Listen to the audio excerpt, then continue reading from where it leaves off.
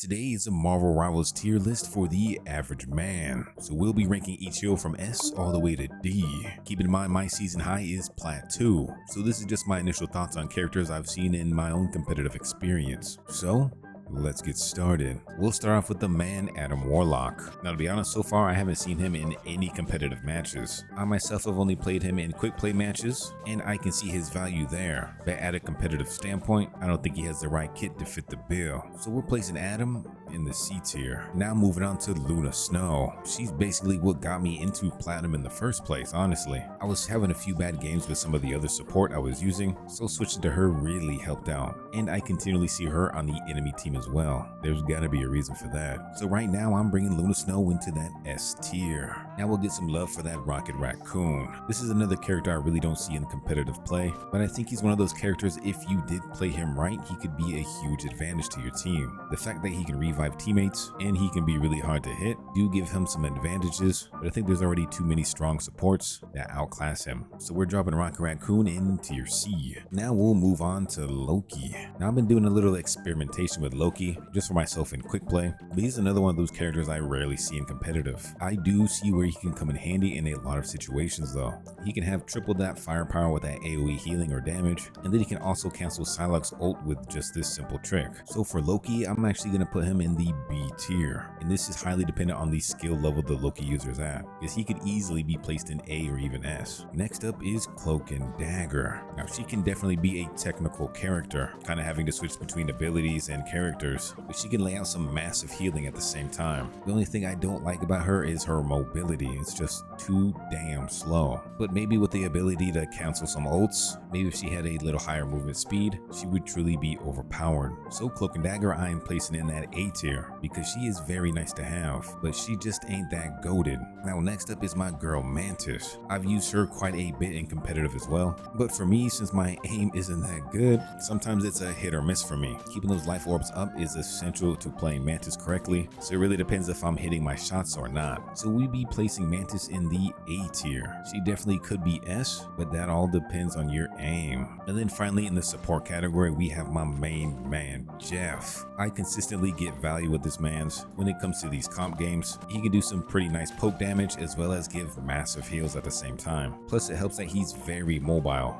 His dive bubble combo comes in handy in so many situations. So my man Jeff, I'm definitely gotta place him in that S tier. Honestly, I should just make his own tier, the Jeff tier. With his support out of the way, it's time to hit up the Vanguards. Now Hulk I've only seen handy in a few situations, and that's when he's teamed up with Iron Man. So Iron Man gets that nice boost and power up with the Gamma, or if there's a main tank and Hulk is kind of that off tank support. But every time I've gone up against this Hulk, he really doesn't pose a significant problem for the team. So we're placing the Hulk in that C tier.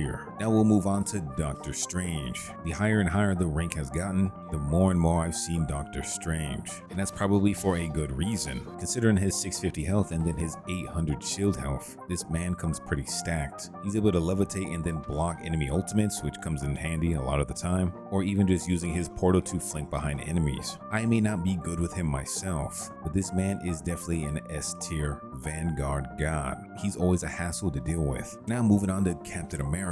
I want this man to be good just because I really like his moveset, but in game when it comes to comp, this man gets slaughtered every single time. And also keep in mind every hero is different, right? So if you're really stacked with playing a certain hero, I mean you can do some absolute massive damage, but for the most part I don't see any Captain America doing an impact. So sorry Cap, you're gonna be our first D. Moving on, we have Groot, and Groot can sometimes be a hit or miss, but one thing for sure is Groot's gonna be extra annoying. Groot has so much HP, and whenever his walls are built, sometimes the team neglects to actually take that wall down. So they're in the middle of a fight with Groot as they're getting slapped by the vines. So Groot is definitely powerful. I'm placing him in A. Next up we have Venom. Venom has a lot of distraction utility as well as survivability, and even if he doesn't have big numbers on the scoreboard, he definitely makes an impact. I don't really see a lot of Venom players though, because I think there's higher impact heroes. So for Venom, we're going to be placing him in B. Magneto is another one of those reliable heroes, being able to shield massive damage, and even help block a few ultimates. He definitely lacks mobility, which is a bit annoying to play with, but that Doctor Strange and Magneto combo is pretty deadly, so we'll be placing Magneto in that A tier. Now Thor is really fun to play with, but when it comes to comp, he really can't shine unless there's another tank on the team, and every time I've seen him actually in a game, this man gets absolutely shredded. Sorry Thor, but I gotta place you in that C tier. Now time for my girl, Penny Parker. She's got a really diverse toolkit, and she's able to do some massive damage, and I really don't see her played in a competitive standpoint either. As much as I'd like to place her high in the totem pole, I gotta be real with myself and place her in that B category. I still love you, Penny. Now we can finally make it into the DPS, and Punisher is almost one of those guaranteed picks. He's easy to use, and that turret is devastating. Punisher is easy for anybody to learn, and the amount of impact he can do lands him in the A tier. Moving on, we have Storm,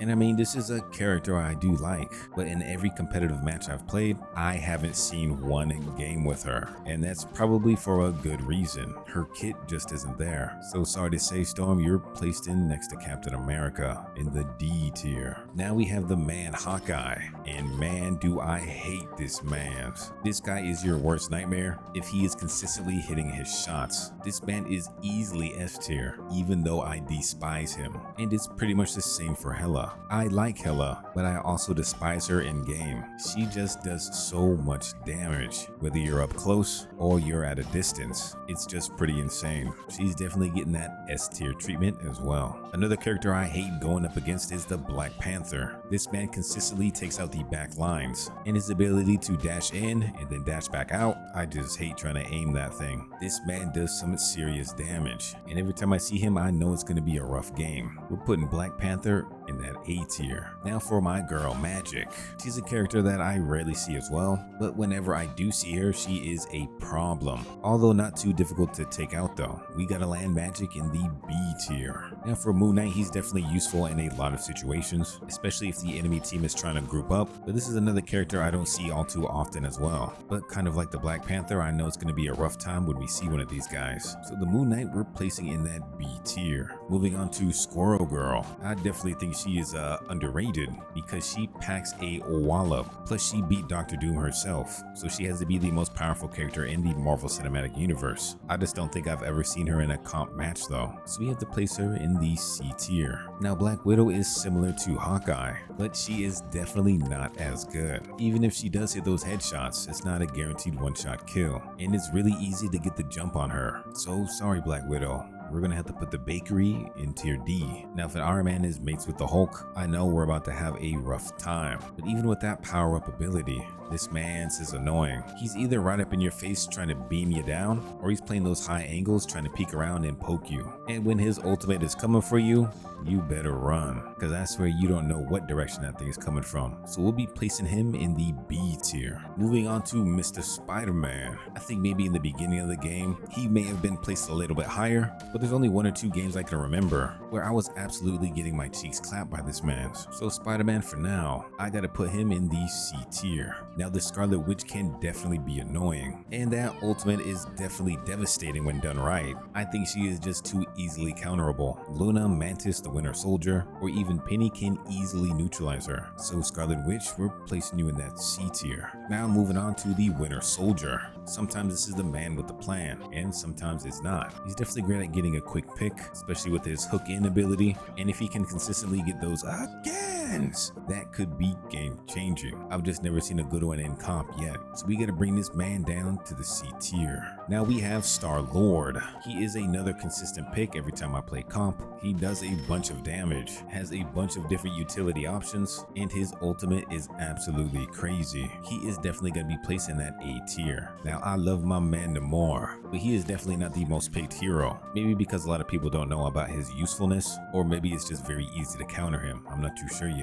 But the few times I have seen him in my games, he's definitely made quite the impact. And then even myself being forced to pick a DPS role, role. I chose Namor because why not? And Namor definitely did not let the team down. So we'll place Namor in the B tier, so dependent on that specific situation. Next, we have Psylocke. Definitely one of those heroes with high impact potential. Every time she is in the game, you will not see her until it's too late. So as a dude that plays a lot of support, I am constantly getting my cheeks clapped by her. Not that I mind though, you know what I'm saying? She's definitely one of those heroes you need to look out for. Psylocke definitely has to go into that S tier. Now moving on to our final two heroes, we have Wolverine. Now Wolverine can definitely make some plays, do a bunch of damage, but I think you need to be very good with him if any of his capabilities are going to make a difference. I've just seen this man get slaughtered way too often in competitive play, placing him in the D tier. And then for the man Iron Fist. Now surprisingly, I thought I was going to see this man all the time, but that hasn't been the case. And in my experience playing as Jeff, I can easily evade this man,